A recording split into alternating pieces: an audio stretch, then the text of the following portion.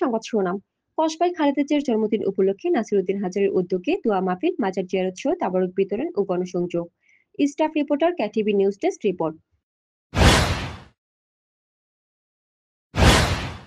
হৃদয়ে কেটিভি।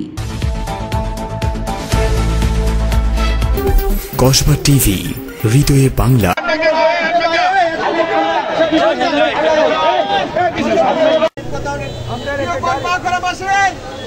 আজকে জনাব নাসিরউদ্দিন হাজারী ভাই রাজপথের নেতা রাজপথে এসে দাঁড়াইছে। আমি আজকে আপনাদেরকে বলতে চাই, এই আসমান জমিন সাক্ষী রেখে বলতে চাই, 25 বছর নাসিরউদ্দিন হাজারী ভাই মাঠে ছিল। নাসিরউদ্দিন হাজারী ভাই একদিনে তৈরি হয়নি, 25 বছরে তৈরি হয়েছে। কোন নেতা কসবাহারে 25 বছর থাকতে পারে নাই। উনি একমাত্র ছিল, মানুষের সাথে ছিল, মানুষের পাশে ছিল, প্রত্যক্ষভাবে মানুষের সাথে ছিল। আমি আপনাদেরকে আরো কিছু কথা বলতে চাই। কসবাঘরেতে এমন কোন নেতা নাই ওনার পাশে দাঁড়িয়ে ছবি উঠাই নাই। সবার সাথে ওনার ভালো সম্পর্ক। আমি আপনাদেরকে বলবো, এই ফ্যাসিস্ট সরকারকে অনেক কষ্টে আমরা নামিয়েছি। আমরা এই বাংলাদেশ চাই যে বাংলাদেশে হাজারী ভাইয়ের মতো নেতারা থাকবে। উনি সুখে দুঃখে মানুষের পাশে গিয়ে দাঁড়ায়। আপনারা দেখেন, কারো বিয়েতে, কারো একটা সমস্যাতে, কারো চিকিৎসাতে, যে কোনো সমস্যা হলে নাসিরউদ্দিন হাজারী ভাই গিয়ে মানুষের পাশে দাঁড়ায়। বলছি, আমি কসবাঘরের মানুষের কাছে বলবো, আমরা 11 দিকে আসছি, আমরা চাই আপনারা আমাদের সাথে থাকেন। আপনারা থাকেন। উনি একজন ভালো মানুষ, ওনার কোনো তুলনা নাই। আর আমি বলবো, তার পাশাপাশি ওনার থেকে আজকে 2-4 মিনিট কথা শুনেন। উনি যেহেতু এখানের প্রধান অতিথি, উনি কসবাঘরেতে দীর্ঘদিন কাজ করেছে। উনি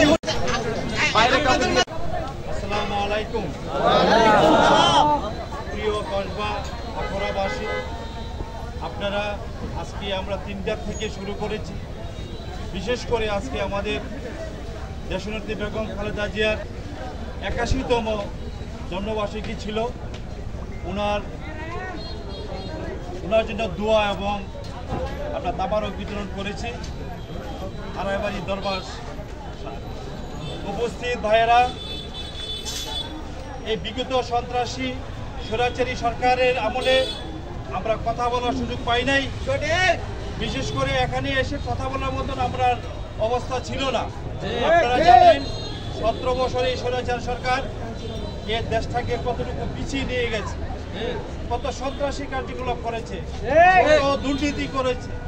এই দিনের ভোট রাতে দিয়েছে, রাতের ভোট দিনে দিয়েছে। আজকে আমরা এখন সময় হয়েছে, আমরা এই সাধারণ জনগণকে নিয়ে আমরা আগামী সংসদ নির্বাচনে আমরা অবশ্যই কসবাঘরে অনেক প্রার্থী থাকতে পারে। মুশফিকুর রহমান সাহেব ছিলেন। আপনারা কসবাঘরা প্রার্থী বাছাই করার ক্ষমতা এবং আপনাদের অবশ্যই আপনাদের সেই অভিজ্ঞতা আছে। দুর্দিনে কে মাঠে ছিল, কে কাজ করেছে। এই 17 বছর কসবাঘরা যতটুকুই পেরেছি, এই দুঃশাসনের পরেও আমি কসবাঘরা প্রত্যেকটি এলাকা আনাচে কানাচে সোশ্যাল ব্যানার ফেস্টুন লাগিয়েছি। এটা আসলে এটা কিন্তু কেউ সাহস করে নাই। আমি ছিলাম একমাত্র জনগণের পাশে।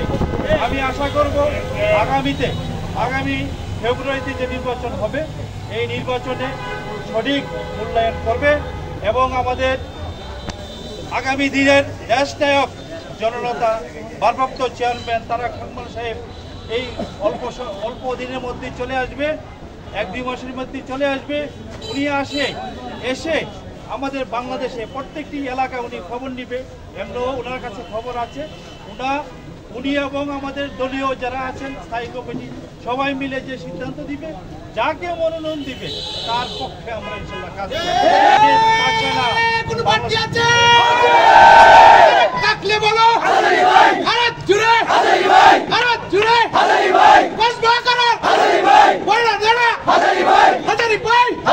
হৃদয়ে কেটিভি। কসবা টিভির সংবাদের সাথে থাকার জন্য ধন্যবাদ জানাচ্ছি।